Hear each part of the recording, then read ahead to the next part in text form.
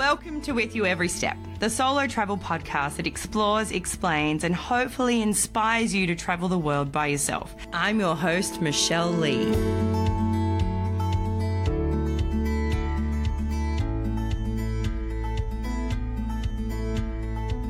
You are listening to With You Every Step. I am your host, Michelle Lee, and today I am talking to Jason Kueper. Jason is a US flight attendant. He's going to explain about the process of becoming a flight attendant and what he loves about it, and he gives us some really cool stories too. I hope you enjoy listening to this episode, and happy travels. Well, thanks, Jason, for joining me today. Now, we are going to talk about your job. So can you explain a little bit about what you do?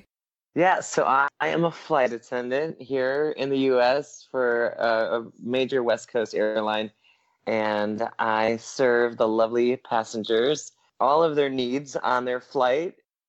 But that takes me to a bad place when you're saying all of my needs. Oh, I can't wait to hear some of the stories you're going to have for me. You have no idea. Everyone's different, though. Everyone has different needs. But I am mainly there for your safety and for the safety of all the passengers. I love the airline that I work for and the people I work with. And so I have fun doing it. But as you know, traveling is very stressful. Yeah, and so we just try to get people through it, is what we say. You know, it's not easy to travel, and so that's what we're there for. And so, whereabouts does your airline fly to? What places? My route, since I've been flying for a few years now, we've hired so many people. I have what we call seniority. I'm flying mostly to Hawaii, which is really nice. So I fly to Hawaii, and then I also fly to Mexico, Puerto Vallarta, Cabo. And then as well, once in a while, I'll fly to Alaska. Those are my main hub destinations that I fly to. Oh, great. We're going to get back to that a little bit later, but I want to go through the process of becoming a flight attendant and why did you do it in the first place? What drew you to it? And then the process involved to become one. Well, it's a really funny story. I used to be a teacher in Chicago, and during the Great Recession, I lost my job just because of budget cuts. And so, I was looking for a new job, and it was going to be really hard. I'd probably have to move back with my parents. I was really, really depressed about that. And I went out to a bar, and I met, a pilot and two flight attendants that were on a layover in Chicago, drinking, going out and having a good time. And so I met them, and they told me all about it. And I said, well, that sounds a lot better than moving back with my parents and waiting, until the recession ended to go back to teaching. And so I just got really lucky. I met somebody that, kind of guided me through it and kind of gave me that push to do it and gave me some inside information that really helped during my interview process when I went and interviewed a few months after I applied. It was kind of random. I didn't think I'd want to do that, but it just kind of came at the right moment to do it. Had you flown much before that? No, I grew up in a big family, so we flew maybe once, and it was because of somebody, passing away, and we had to fly.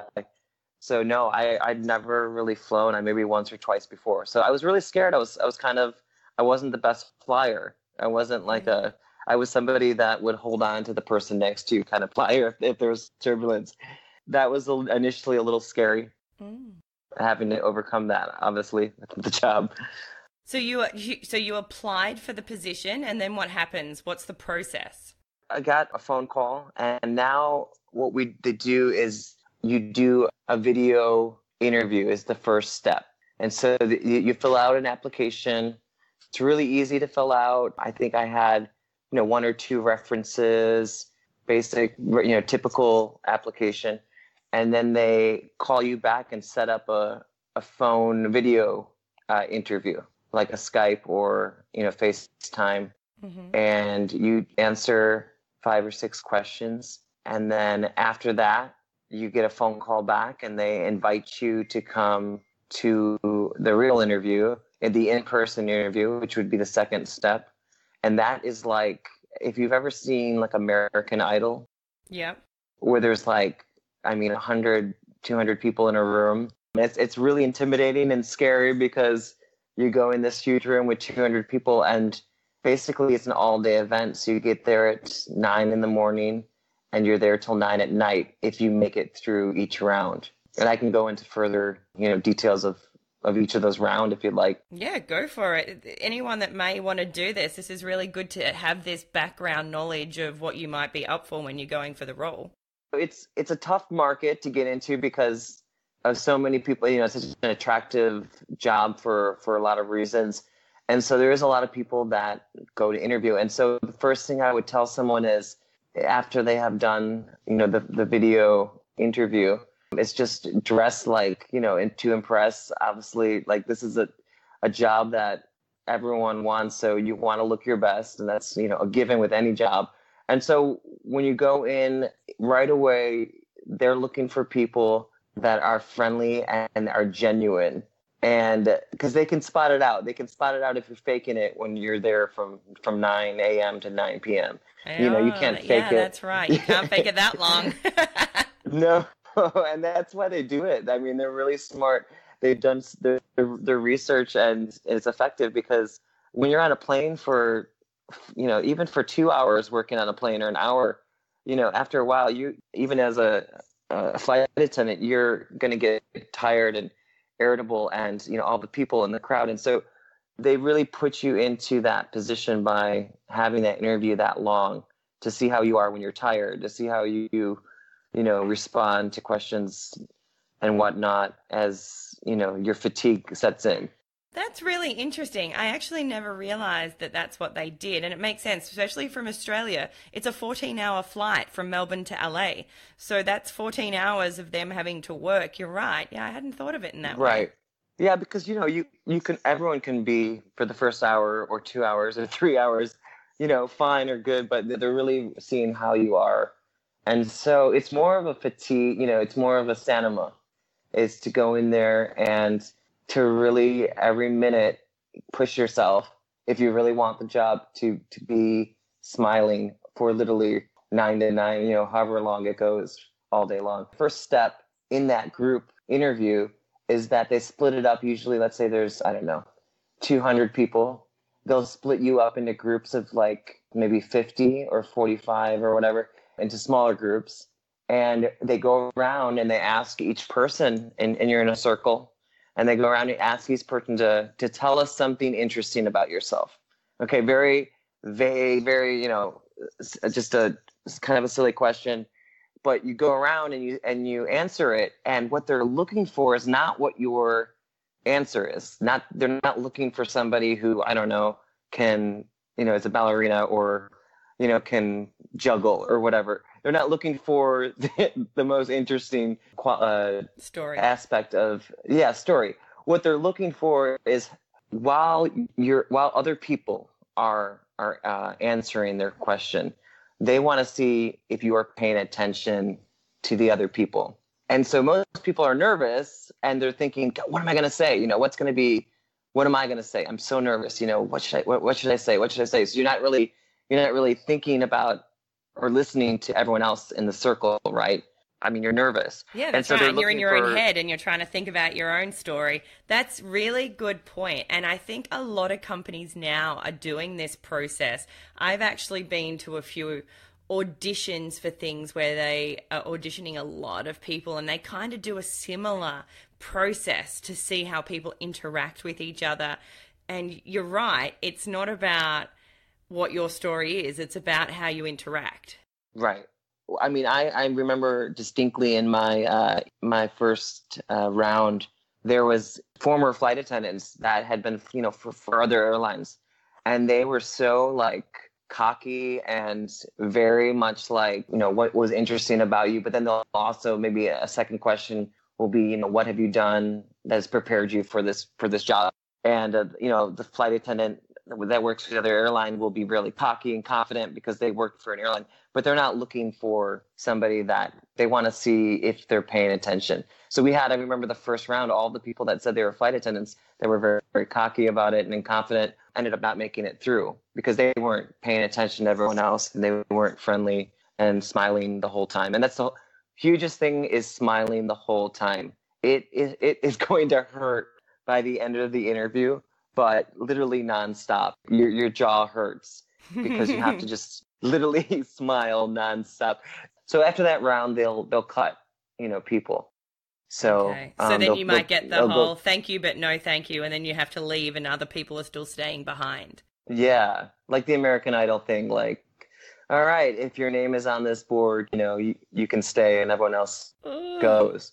And so it trickles down to then 100 people. And now it's lunchtime. What they're also looking for is during your breaks, bathroom breaks, water breaks, if you're smiling, if you're talking to the other people interviewing, if you're interacting with them, when it's not your turn or you're on a break, they're kind of watching. It's kind of like, who's undercover watching us, but they're looking the whole time how you're acting in between the different stages of the interview. So yeah, it goes on and then it gets down 20, 15, and they took only, I think 14 people out of the 150, I think, that were interviewing in mine. Wow. Yeah. So it was kind of, it was really intimidating. I went in really I really wanted to be a flight attendant. It wasn't like a dream of mine, but as I went through the interview process, I wanted it more and more, but I just, I went through it and I lucked out. And obviously they do like a one-on-one then after like the third round, you do a one-on-one interview with the HR, just to see if you have all the requirements and all of that stuff. So yeah. Okay. And then the training process to get you flight ready? Yeah, that depends on each airline, but mine was 5 weeks. And they do put you in a hotel and they pay for the hotel. They also give you a stipend, to spend on groceries. For me, it was mostly wine. Of course it was. We all drink a lot of wine. Well, to be able to smile for so long, you need a little bit of help. Yeah, but wine helped afterwards for sure. So yeah, it was awesome. It was harder.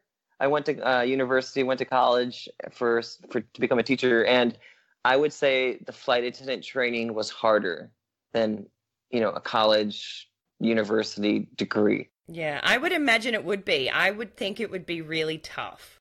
It is a lot of information. It's the information, I guess, wasn't even the hardest part. It was like a continuation of what I just talked about with the interview about smiling, because at any time they can ask you to leave. I mean, it was so funny, and not funny, terrifying, but it's funny now to think about it, because they would, in the morning, we'd come into class to train, and we would see somebody's name tag missing, and it was because they let them go. Oh. So you're basically, for 5 weeks, they're watching it. Oh, so you still don't have the job? No. They can fire you or dismiss you at any time, and so it's like a scary. Continuation. Oh gosh. Yeah. Can you imagine the anxiety around that? Oh. Exactly. If you are positive and if you're happy and you really want it, you're gonna do it. You're gonna be fine, but you have to keep it up. It's not. You can't take a break. You can't take a nap. You have to keep going every day. And it's usually like 8 or 9 hour days. Wow. The material is easy to learn because they train you very well. It doesn't take a rocket science like the safety requirements. It's very easy to learn. It's just mostly just still being peppy and smiling while you're doing it for 5 weeks. Mm-hmm. In the case of an emergency, make sure you're smiling. Yeah. Everybody, we're going down, but it's okay. Right? Just smile your way through it. We'll smile through this crash. Oh, that's worst case scenario. Oh my gosh. Yeah, so I'm assuming, though, that you have to go through all worst case scenarios. That would be a big part of training, right? Right. And usually it's not funny, but it's interesting. The first day they show you plane crashes. They show you what the job. Well, yeah, what you're getting into, right? And so they do that the first day, and they're really, at least my airline was very nice about it. This might not be a fit for everybody. That's right. And I guess that's one way, because some people might decide that this is too much and I'm not comfortable, and they walk away. Right. And a lot of people walk away as well because they miss their families. They realize during the training, because you're away from your families, you're removed from pretty much everyone for 5 weeks, that maybe this is not going to work out because you're going to be gone a lot. And so a lot of people realize that it's not, quite the fit for them. Mm-hmm. Also, I mean, we did during the training, I mean, we did fun things like we have to go into a pool. There's 50 of us training. All of us had to jump into a pool for 4 hours with our life jackets and it really worked together. And like, it was a very bonding experience. By the end of it, I felt like I had, 45 new best friends because we had done so many of the drills and everything together. Okay, so then you have the job and you are now flying around the US and other places. And how did you transition into that? Did you find it easy, or at first were you really struggling with all the different types of hours? I think it was such an adrenaline rush. When you start off in the airlines, you don't know where you're on reserve, you're on call.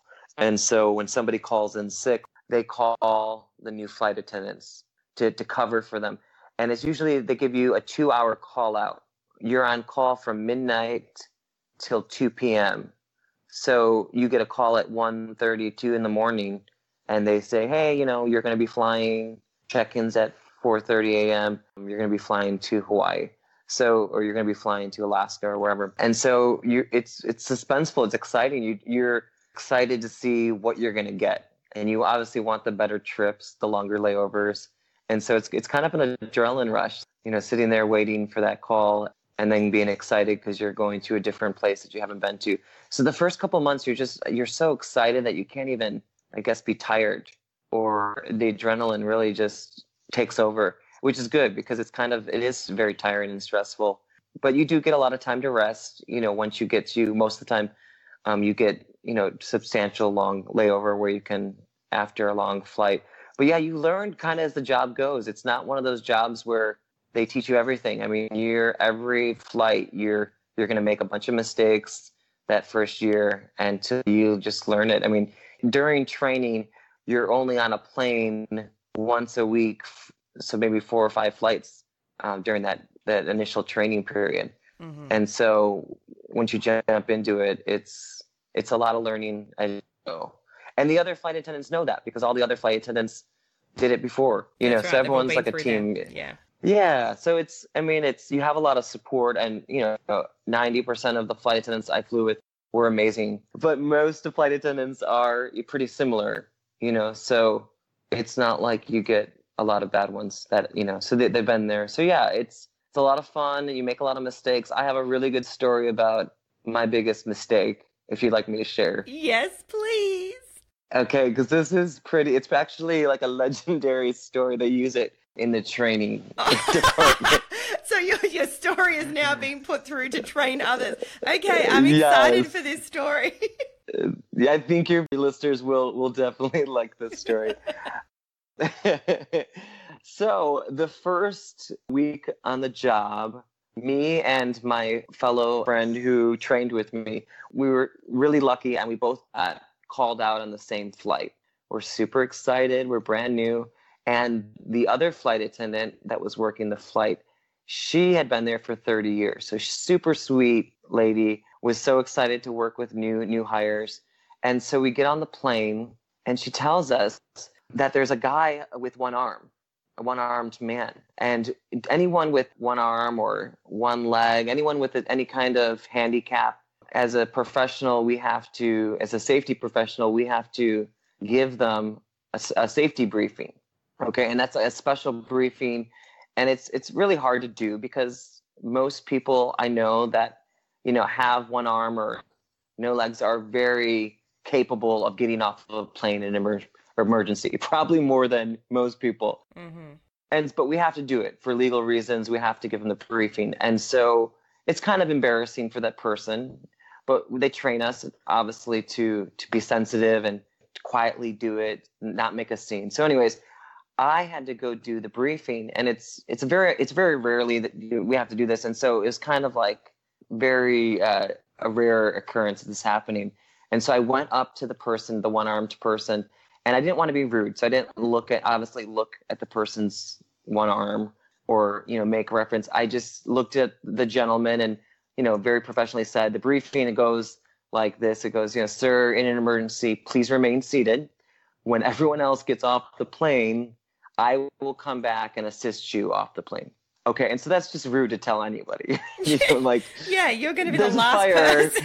Yeah, right. There's a fire, and or whatever the emergency is. I'm gonna come back and get you. Like, yeah, right. Like, no one's gonna to listen. But it's so silly. And so I'm beet red. I'm embarrassed that I have to say this, and the guy is looking at me like anybody, like I'm crazy, and I'm stumbling my words about the briefing because I'm new and etc. And so I'm finally done. I'm sweating. I go to the back, and we're like, "Oh my gosh, you did it! Like, good, good." But like, how embarrassing. So then we go to the front of the airplane to tell after we boarded all the other passengers, and we tell the flight attendant, the head flight attendant who had told me about this gentleman, and we go, we did the briefing, for 25A for the gentleman with one arm. The flight attendant goes, "What are you talking about?" I go, "We did the briefing for the disabled one-armed man." And she goes, no, I meant he's one-armed man, like armed, one-armed like a weapon, one-armed man. He's an air marshal.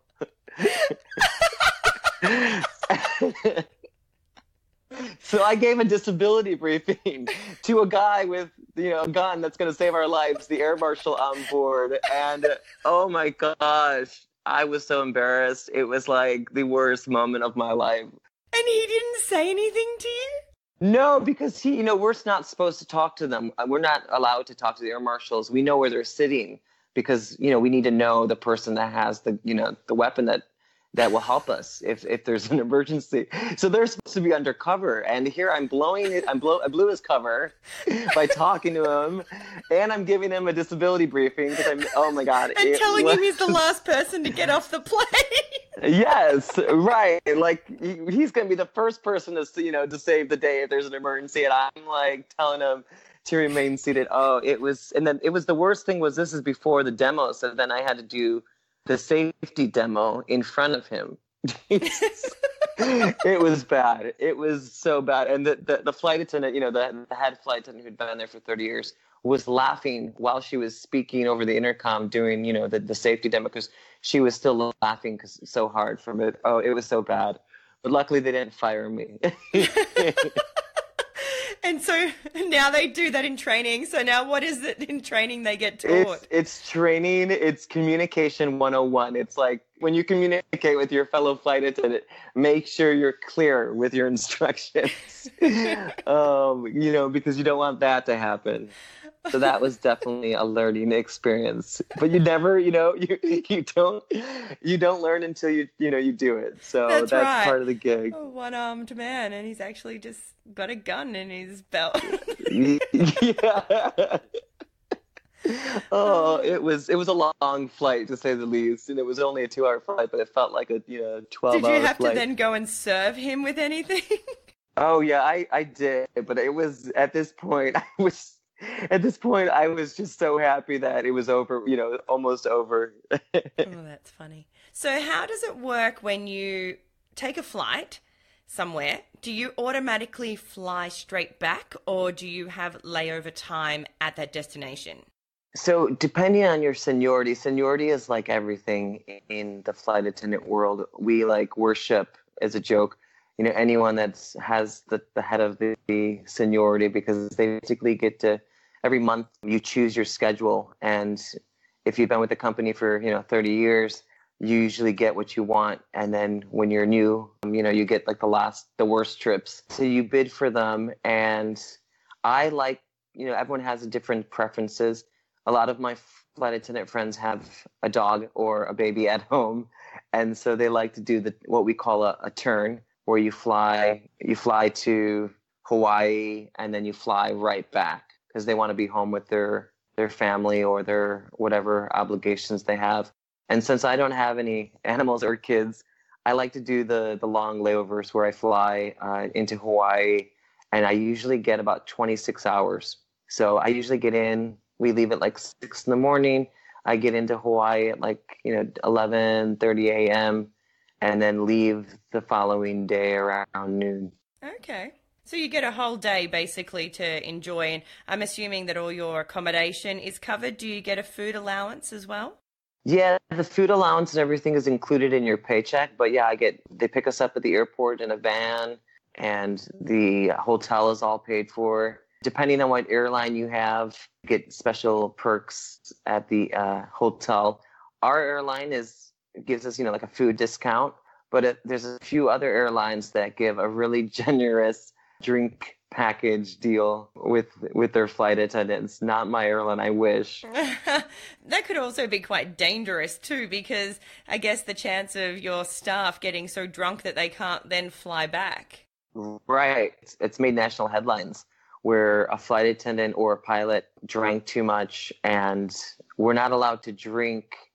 For my airline, every airline is different and every country is different. In the States, at my airline, it's 10 hours before departure time that you have to stop drinking, which I drink a lot, but I can easily follow that 10-hour rule on a 26-hour layover. Oh, yeah. But some people can't, that have, that for whatever reason don't follow, or they have a short layover and they have to be up the next morning, but, fall into that problem. So you have short layovers where you just can't drink or you can't go out late because you have to be up in 7 hours. So it depends on your layover time. What's your favorite destination that you like to fly to? I love Juneau, Alaska. It's absolutely gorgeous. I've never been to Alaska, and my dad always wanted to go to Alaska and never got there. Yeah, I kind of think it might be something I do when I'm older, but maybe not, because I just saw something this morning, actually. I think you can see the northern lights from Alaska. Have you seen them? Oh, yeah, they're gorgeous. We also, whenever the pilot, captain, or first officer has to use the restroom, the flight attendant in the front has to go into the cockpit while the captain is using the restroom, so that there's always two people in the cockpit. And it's beautiful from that view because you have, obviously a bigger window, and you're basically in them. You're in the northern lights. It surrounds the plane. Oh, wow. So it's quite beautiful. Have you ever been able to take a photo of it? I have. Oh, can you send it to me? And I might put it on our I Instagram will. So everyone can see it. Yes, of course. That sounds amazing. What a view from the plane. Yeah, it's very beautiful. And just the people in Alaska are very nice. There's not that many people that live in Alaska, so you kind of have to be nice. There's a lot of cousins, and your dentist is on the airplane. Most of the time, there's always somebody that they know each other, and so it's usually a very friendly flight. It's always really cold in Alaska? In the summer, we're in Juneau, and most of the cities that we fly to, it's like 70 degrees. It's beautiful. It's perfect. Okay. And you're still looking out, and there's snow everywhere, on top of the mountains, and thousands and millions of trees everywhere, and obviously bears and all kinds of wild creatures. But it's absolutely beautiful. You also fly to Cuba? We do, Havana, Cuba, and Costa Rica. But no, Havana, Cuba is unreal. It's like going through, back in time. Especially because you weren't allowed to go there for such a long time, right? Being Americans, it was banned, wasn't it? Yeah, totally. So it was really hard to get that flight because flight attendants, really everyone wanted to go. And so when I went there, it's like going back in time, and it feels like you're doing something bad because for so many years, we weren't allowed to go there. So it's kind of, just an exotic feeling when you go there, and everyone back at home is like, tell me about it. What was it like? Yeah, it's beautiful. One of the perks of the job for sure. So what are the other perks of the job? So you get discounted flights when you want to go on other trips? Yeah, I just got back. Me and my partner just got back from Europe, and we flew from San Francisco to Berlin for $200 for $100 each, just the taxes, round Return. trip. Yeah, that is delicious. Yeah, that is the number one perk of the job, for sure. Wow, I can't even believe that. $100 each return. Right, and then domestically, we don't even pay the taxes; it's free. Oh, so you can go anywhere domestically. Right. And granted, it's standby. It's if there's seats open, but you do your research and what flights are going to have open seats. You get to see how many seats there are. So usually, I would say 95% of the time we've gotten on. So would they be like the early bird flights that you would have to go to because not everyone would go on them? Yeah, early bird. A lot of people miss, like especially six early check-in. A lot of people will be late and won't get on it. Or just times of the year. Like right now is a really, really easy time to fly in January or December. January and February are really good times. But I mean, I use my flight benefits because you can go on, I can go on other airlines, not just my airline. Oh, so it's not just for you. Oh, that's good. Yeah. So that way we have a lot of flight attendants from other airlines and vice versa that commute for work. Other airlines want to give us that benefit because it helps their flight attendants. It's like kind of like an industry. We all help each other out to get to work and then obviously for pleasure. So it's wonderful. We have a partnership with I think 16 or 18 global airlines. Wow, that's amazing. But you haven't been to Australia yet, have you? No, that's definitely on my bucket list. I really, really want to go. I think I need to see you for Yes, one. absolutely. You do need to come and visit me and come and see Australia. You'll love it here. Uh, I would love to. That is definitely on our list for sure. Hopefully soon. And we have really good wine. Hey, I'm sold. So can you tell me some really good stories that you have from things that have happened on your flights? Because I know you've got plenty.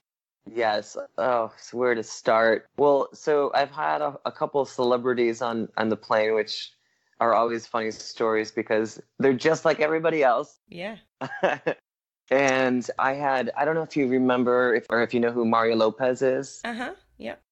So Mario Lopez was on the flight and he's terrified of flying. And so I was nervous to have him on the plane and I'm very professional. I've always tried to be treat them very nice and not bother them. But he kept bothering me because he was scared of flying. And so he kept coming back and talking to me about the plane and about how much longer we had. And it was really funny to have, a celebrity like look at me for advice or for, to make him feel better. So a lot of people, that's one thing I've noticed, fear of flying does not discriminate against anybody, really, any age or size or whatever, gender. And so you have, grown old men that you would never imagine, being scared that will come up to you and ask for comfort. And a lot of people look for the flight attendant to give them that comfort. And so I think that's one of the good things that we do to help people. Do you find that more men struggle with that than women? I think it's more noticeable with some of the men that that I have experienced. I would say, yeah, it was more. And I don't know why. And I obviously don't do the research on it. No, I've just personally noticed that when I've been on a flight, the ones that I can see that look like they're freaking out far more is always the men more than the women. And I don't know if women are just better at hiding it than the men are. I'm not sure. But right. It could be that. But I've noticed that too. And I just think I find it so interesting that it always looks like, and like you can see them like grabbing the side of the chair. Armrest. Yeah, the armrest. Yeah. I can see them grabbing their armrests and like holding on for life. Right. Oh, it's quite funny. Yes.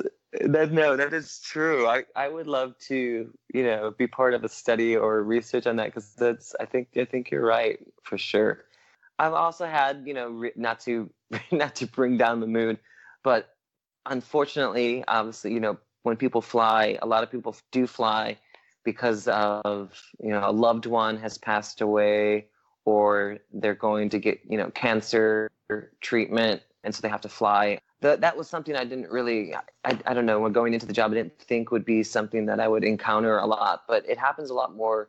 Everyone's going to flying for different reasons. And you don't realize if somebody's rude to you at the airport, a person in line or in security or whatever, you have to really think about this, that person might be going to bury their son or their grandma or whatever, or they're going because they're sick. I think that's one thing that is hard about the job and something I think that I know that the flight attendants I work with are just amazing about comforting people in those situations. Which is challenging. So people actually open up and tell you about their situation? They do, because it's such a weird, it's one thing to be going through shock that something happened to you. Let's say, for example, I had a passenger, 3 of his relatives died in a car crash. Oh. And, he told the person that when he bought the ticket over the phone or I think at the front desk or whatever.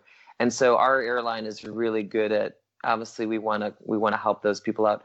And so they'll tell us that information sometimes, not all the time, but they'll give us that information. Our boss or supervisor will email us or call us and say, hey, Jason, you'll have this passenger on board, and, they'll tell us the seat number. This is what's going on, just to give you a heads up. But sometimes we don't know.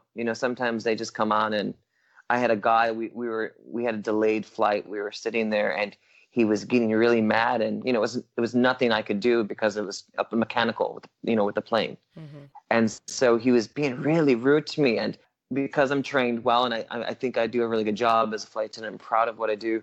I, was very nice. And the reason why I was patient and nice to him, even though he was being so mean to me, because I knew, there's probably something going on that is causing him to be, a little bit more hostile, not just, normal hostile, but increased. And it was because his dad just had a heart attack and he was trying to get home. Uh-huh. And so you just don't know who you're sitting next to, what they're going through, like just in life in general. But when you're on a plane, things come out like that. People are a little bit more honest, and I don't know if it's because you're in such a small space or whatnot. But anyways, you experience a lot of that. That's, you see that. That's one of the kind of the sad parts of the job, but also uplifting because you really you make a difference in somebody's life.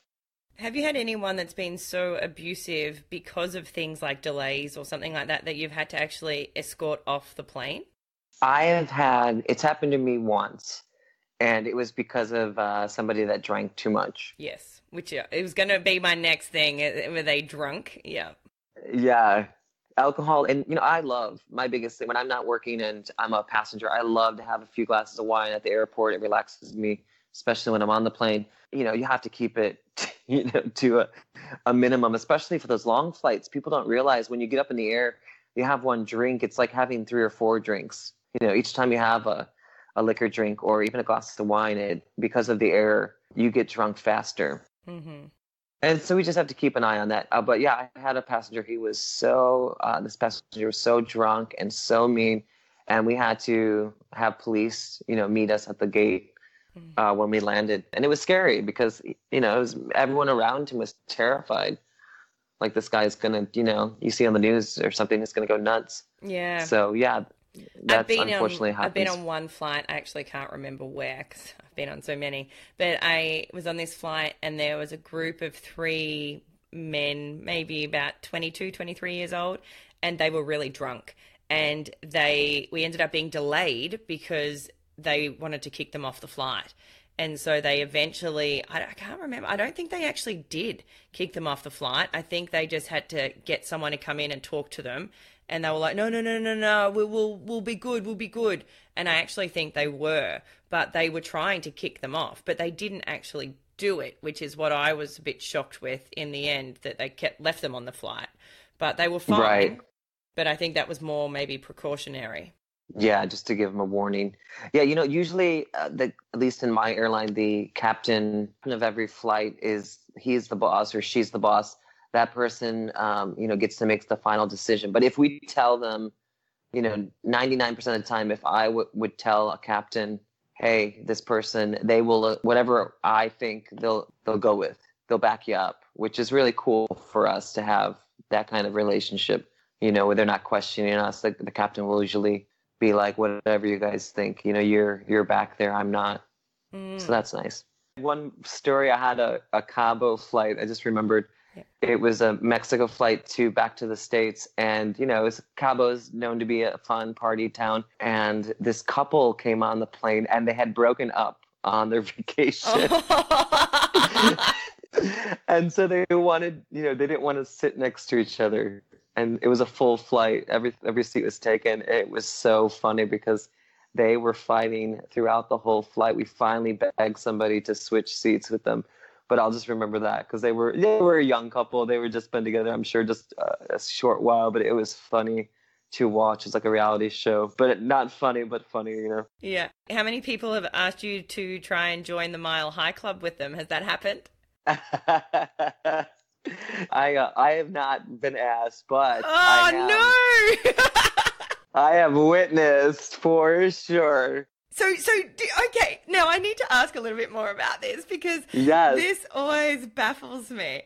So, do you ever see the people actually going in there and like everyone's like, yeah, we know what's happening? Or do you get like complaints that door's been shut for a long time? Like, how do you know? How does a flight attendant deal with this issue?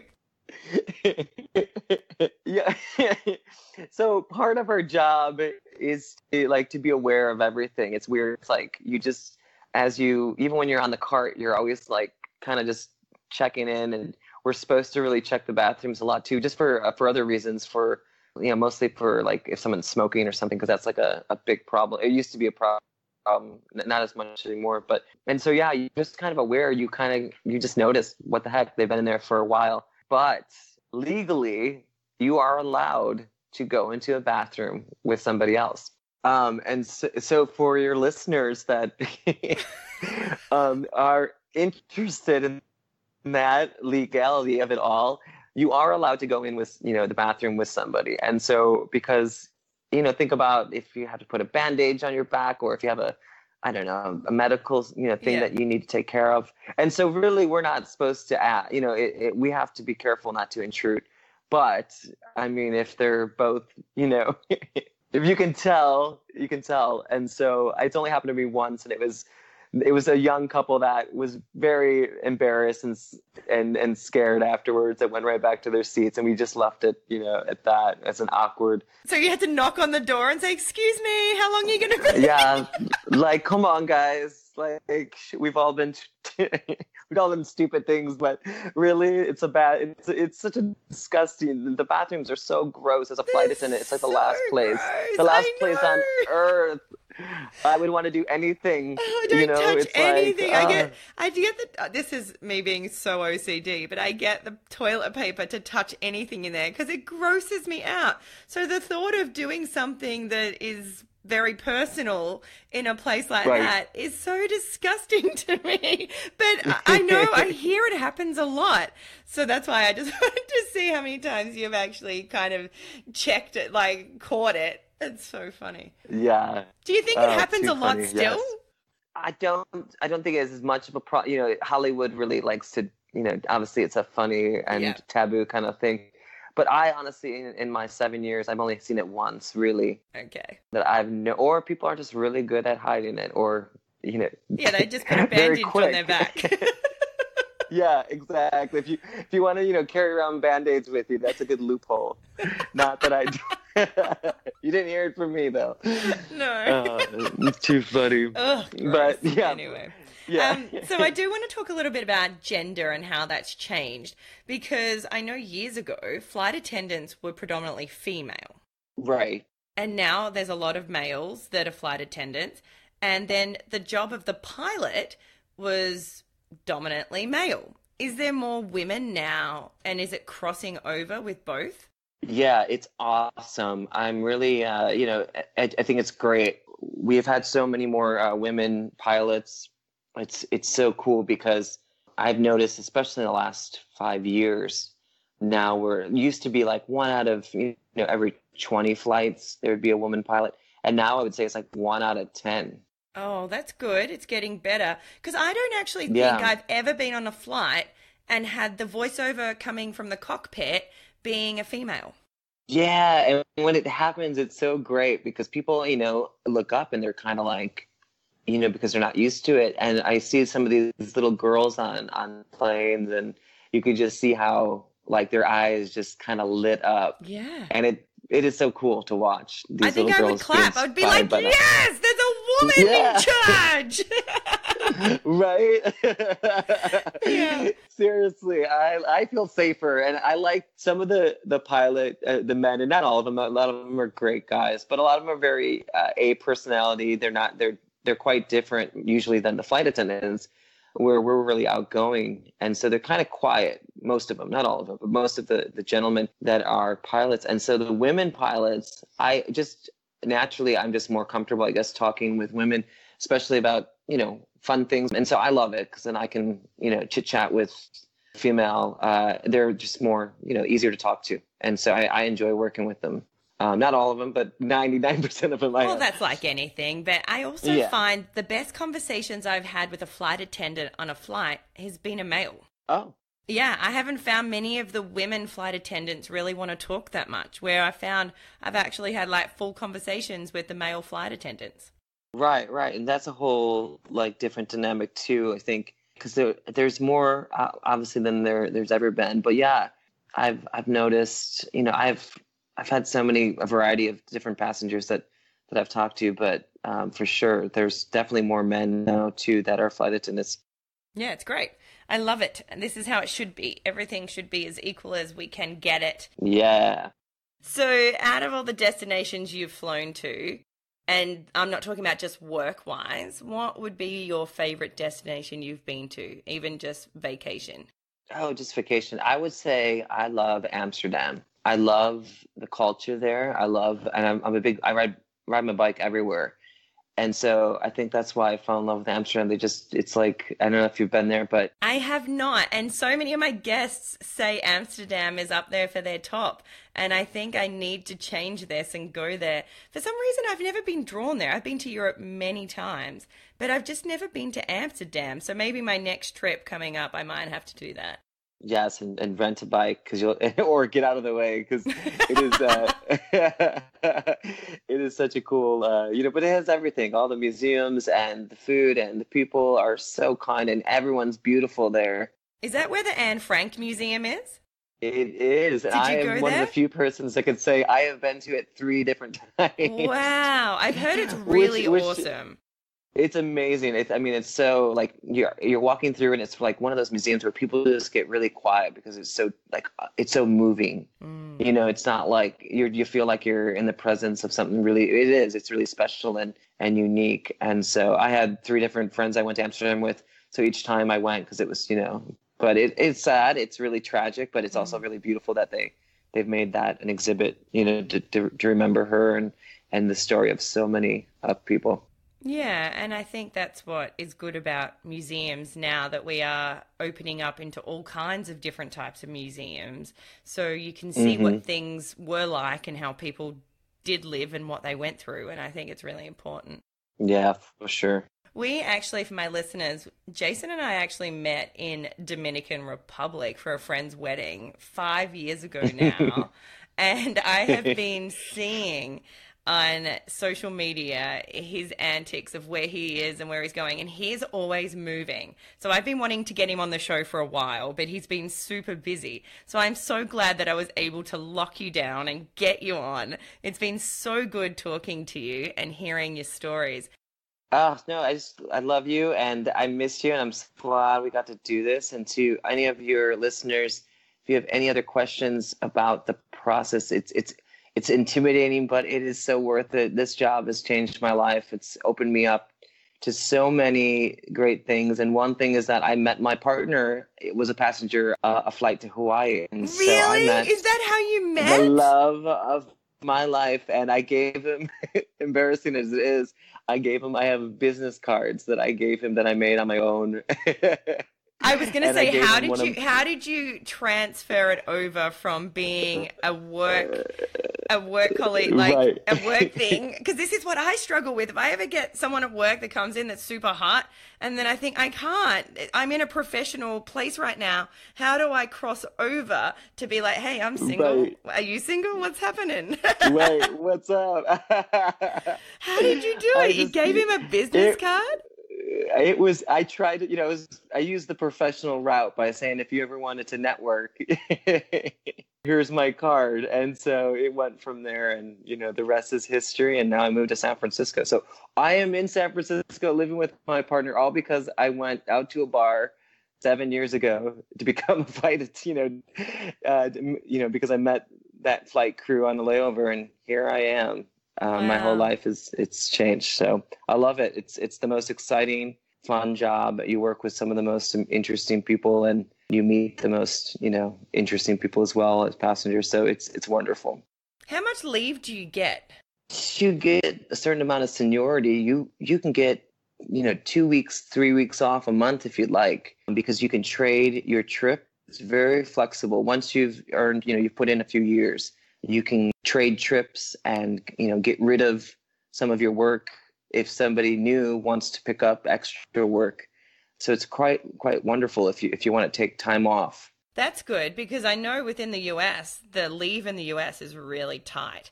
So most people don't travel very much for that reason, because they don't get very much time. Unlike us Aussies, they get 4 weeks a year, which is why you'll see Aussies everywhere. Right. And they are, by the way, the best passengers. I love anyone from Australia flying is usually happy, and they're nice to Americans, which not everyone is. And I don't blame the those people that are a little indifferent with us, but Australians are the nicest to us, which we always appreciate. And I do notice that you guys travel quite a bit compared to us, because most people only get a week or 2 weeks off, and usually they need it for like a wedding, or family time or whatever. So yeah, it's one of the few jobs. My sisters are all teachers, and granted they get some time off in the summer. They are constantly jealous on my Facebook, so I had to be careful not to show them I'm having too much fun. It sounds like that person that walked into that bar 7 years ago was meant to be, and this is the path you're meant to be on. And it sounds like it has worked in your favor and made you meet the man of your dreams, which is just beautiful. So I am so happy that you're happy, and your job sounds interesting. And I hope my listeners have got something out of this episode. And maybe if this is the career path for you, go for it. Depends on, where you are and what airlines there are in your countries, but just do it. And it sounds like if it's meant to be, it's going to be. That's right. Cheers, and thank you. Thank you. Thanks for listening to With You Every Step, hosted by Michelle Lee. We do hope you enjoyed listening. And if you did, make sure you tell everybody. If you didn't, nobody likes a Debbie Downer. Please subscribe to get up to date with our latest releases, and give us a thumbs up on our social media at With You Every Step. We love to hear from you. If you have any questions or inquiries, head to the Contact Us page at our website, michellelee.com. That's also where you'll find all our blogs mentioned in the podcast. We love to hear from you, and if we have inspired you to travel, thanks for listening. Love life and adventure on.